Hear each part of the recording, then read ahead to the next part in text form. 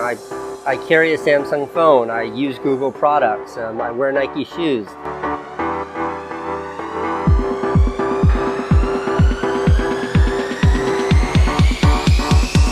Hi, I'm Casey Neistat.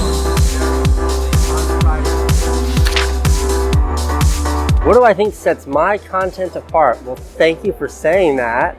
But I don't know. I think my background in traditional media, making films and making television, I think does give me sort of a unique skill set that I then bring to YouTube. Much of the YouTube community came up on YouTube, and that's, I think, where their style and their aesthetic and their perspectives come from.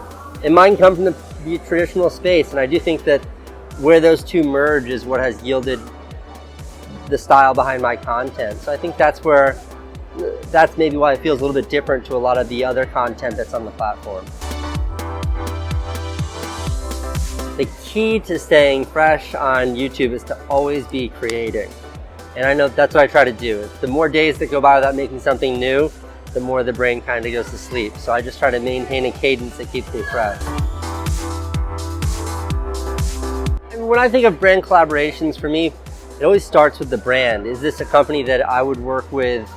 Is this a company that sells a product that I would use? Is this a company that stands for something that I believe in? And if the answer is no, I don't do it. And that makes things very easy. I carry a Samsung phone. I use Google products. I wear Nike shoes. These are the brands that I've worked with, and they represent a kind of ethos that I think runs parallel to what I do. And it's that kind of organic relationship that makes building partnerships meaningful. The thing that brands get wrong when working with creators is they treat it as a transaction instead of a relationship. Can you talk about me in a video for 30 seconds for this much money? Will you post this picture for this dollar amount? And that's uninteresting to me as a creator, and it's definitely uninteresting to the audience. It's disingenuous. And I think that what people respond to is authenticity, and that's where authenticity needs to begin.